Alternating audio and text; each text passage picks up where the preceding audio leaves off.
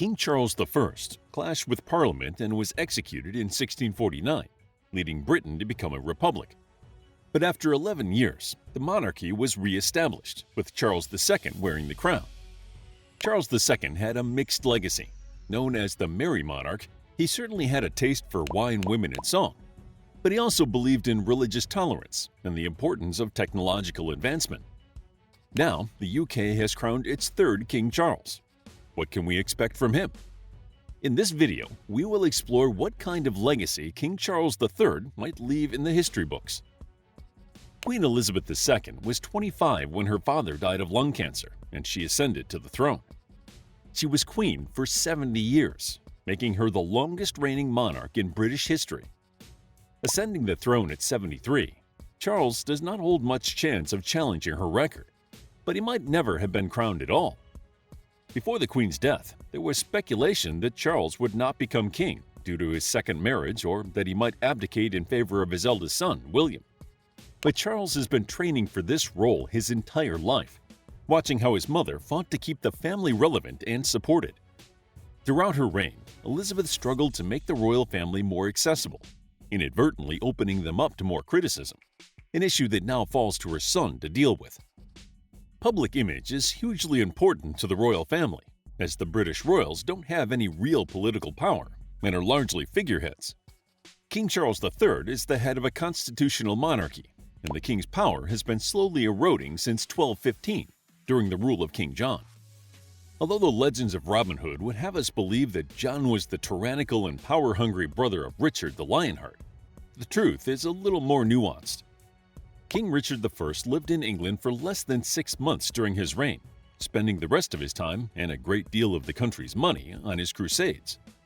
John inherited a kingdom that needed money, but after an unsuccessful war with France, John lost the British-controlled territory of Normandy.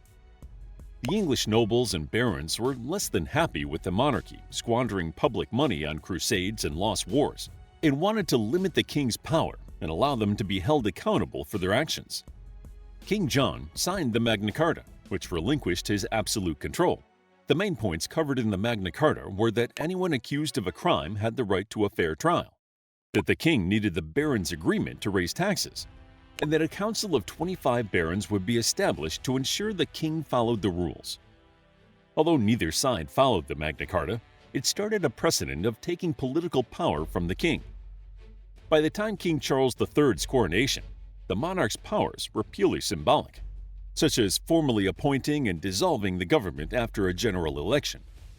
While Parliament keeps the king up to date through daily briefings and weekly private meetings with the Prime Minister, he has no sway and must remain politically neutral.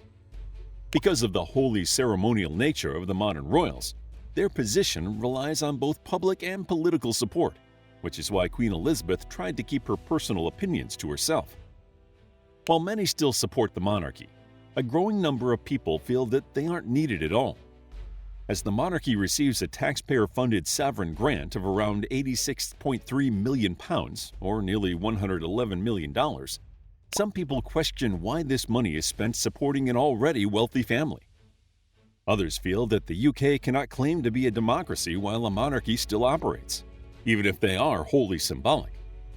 In the UK, anti-monarchy protesters shouted "Not my king" at Charles's coronation, demonstrating the growing opposition to hereditary positions of power. As Charles I ended monarchical rule and Charles II reinstated it, Charles's reign may define the future of the British royal family. One thing that Charles has addressed is the size of the royal family, and he stated that he plans to reduce the monarchy to 7 working royals. There could be several reasons for this, including the waning support for the monarchy. Currently, the UK is struggling with rising living costs and stagnating wages. Supporting an extended royal family who live lavish lives may become too hard to bear for those taxpayers who have to rely on food banks. And reducing the number of working royals means limiting those supported by public funds. Some theorize that Charles may take inspiration from the King of Sweden, who in 2019 limited the members of the official Swedish monarchy to the king, queen, and their 2 eldest children. Perhaps as a response to changing public opinion on the royals, Charles seems set on stepping away from the more traditional ideas of living by the rules of the royals. From early on, Charles addressed controversies surrounding the hereditary roles of the royals, making a speech in Welsh when he was crowned Prince of Wales. Unlike previous holders of the title, Charles actually spent some time in Wales and showed a vested interest in the culture and traditions of the Welsh. The first time an English prince was appointed the Prince of Wales was during the reign of King Edward I. There had been many Welsh uprisings, as the Welsh had historically governed themselves and were reluctant to come under English rule. King Edward quashed the rebellions and executed Dafydd ap Gruffudd, the last truly Welsh prince, in 1283. Edward made his son the Prince of Wales and decreed that the title would only ever be held by the English king's heir. Some hoped that Charles would abolish the title out of respect for the Welsh if he became king. However, this did not happen, and after the death of Queen Elizabeth II, Charles announced that William and Catherine would become the Prince and Princess of Wales. However, William has stated that he will slim down the role, leading many to keep hope that the title will be completely abolished in the future. Charles didn't always buck tradition when he was young, and he famously married due to obligation rather than love. Charles met Camilla in 1970, and the pair hit it off immediately. They briefly dated, but Camilla married Andrew Parker Bowles while Charles was stationed abroad. Camilla was in love with Andrew before she met Charles and viewed her and Charles's relationship as a fling, although some theorized that the royal family had a hand in breaking up the relationship, as Camilla wasn't as chaste as the royals might like. Another story is that Camilla's father posted a false engagement announcement in the Times, which successfully resulted in the end of her relationship with Charles and her marriage to Andrew. Charles's marriage to the more royally acceptable Diana was arranged by their families. The resulting affairs and tragedies clearly taught Charles that it is better to go with your heart in matters of marriage. As King Charles has been seen to step away from some of the institutionalized aspects of the monarchy, it seems natural to question the future of the Commonwealth.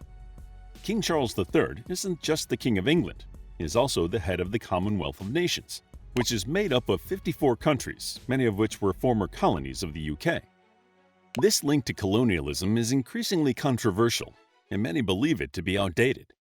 But the organization isn't just about being ruled by England. It is a historical trade network that benefits many member countries. The Commonwealth has also had a part in tackling climate change and promoting democracy and equality. However, a growing number of people feel that the organization's links to the horrors of colonialism outweigh any good that comes from it. Like the monarch, the role of the Commonwealth has become largely symbolic, and it's unclear what its actual position is. Queen Elizabeth II was a largely beloved figurehead of the Commonwealth, but the role that King Charles III will play is currently unknown.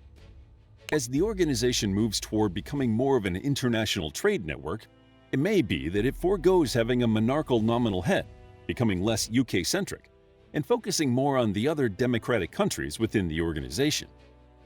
One area in which Charles has always been outspoken is promoting ecological issues.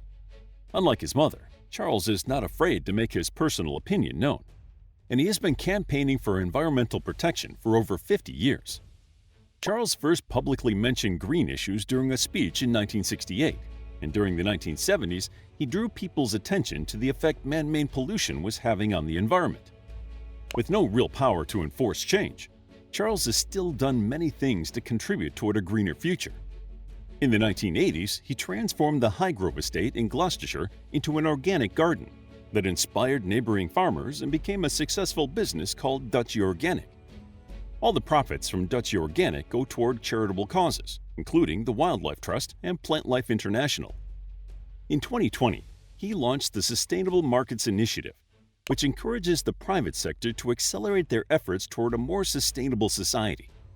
At the 2022 United Nations Climate Change Conference, he urged world leaders to put aside their differences and work together to rescue this precious planet and save the threatened future of our young people. During this conference, he listed the steps he had taken to reduce his own carbon footprint, including installing solar panels at Clarence House and biomass boilers in Birkhall. Charles also launched the Campaign for Wool, promoting its benefits above artificial and non-biodegradable materials such as acrylic.